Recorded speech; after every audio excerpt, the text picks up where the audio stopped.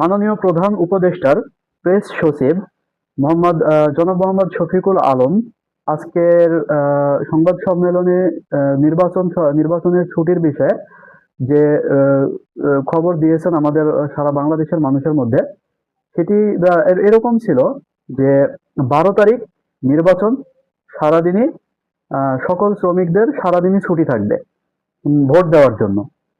আর 11 তারিখ সাধারণ ছুটি সবার জন্য।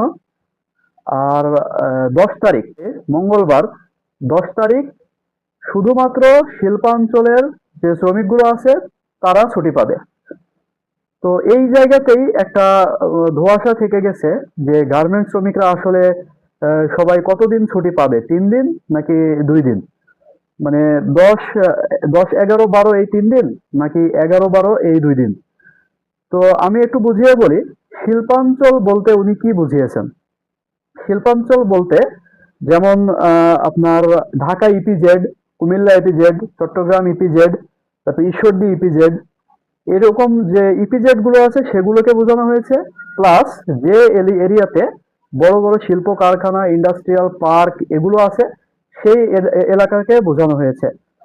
তো উনি তো এই ব্যাপারটা ক্লিয়ার করেই দিয়েছে যে শিল্পাঞ্চলের যারা আছে, শিল্পাঞ্চল এলাকাগুলোতে যত শ্রমিক আছে সবাই 3 দিনের ছুটি পাবে, মঙ্গল, বুধ, বৃহস্পতি। কিন্তু এখন দেখার বিষয় যে আবার পরবর্তীতে 12 তারিখের পরে 13 তারিখ শুক্রবার আছে, তার মানে টোটাল 4 দিন হচ্ছে। তো এখন দেখার বিষয় যে বিজিএমইএ থেকে কতদিনের ছুটি ঘোষণা করে। বিজিএমইএর নোটিশ যতক্ষণ না আসতেছে ততক্ষণ গার্মেন্টস শ্রমিকরা নিশ্চিত হতে পারতেছে না যে তারা আসলে 3 দিন 2 দিন ছুটি পাবে নাকি 3 দিন ছুটি পাবে। তো এই বিষয়ে একটু ক্লিয়ার করি। সেটা হচ্ছে মনে করেন যে অনেক শিল্প প্রতিষ্ঠান আছে, অনেক কারখানা আছে যারা এই মাননীয় প্রধান উপদেষ্টার প্রেস সচিবের দেওয়া যে বক্তব্য সেই অনুযায়ী তারা চেষ্টা করবে মঙ্গল, বুধবার এবং বৃহস্পতিবার এই 2 দিন ছুটি দেওয়ার, সাথে একদিন শুক্রবার, 3 দিন টোটাল। আর আবার কিছু আছে যারা আপনার কি করবে, শিল্পাঞ্চল এলাকায় পড়ার জন্য দেখা যাচ্ছে মঙ্গল, বুধ, বৃহস্পতি এই 3 দিন দিবে, শুক্রবারে দেখা যাচ্ছে ঈদের জন্য আবার জেনারেল খাটাবে, জেনারেল ডিউটি করাবে।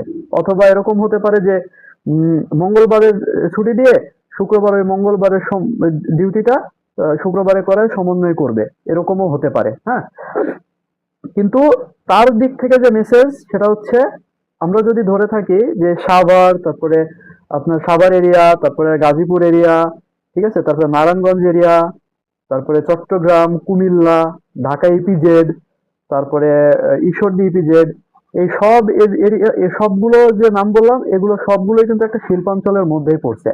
শুধু ইপিজেড না, ইপিজেড ছাড়া বাইরের যেগুলো বড় বড় প্রতিষ্ঠান আছে, বড় বড় কারখানা আছে, এগুলো কিন্তু শিল্পাঞ্চলের মধ্যেই পড়ে। বড় বড় ইন্ডাস্ট্রিয়াল পার্ক যেখানে আছে। তো এখন মেন বিষয় হচ্ছে উনি প্রধান উপদেষ্টার প্রেস সচিব কি বলেছে, এটা তো অবশ্যই দেখার বিষয়।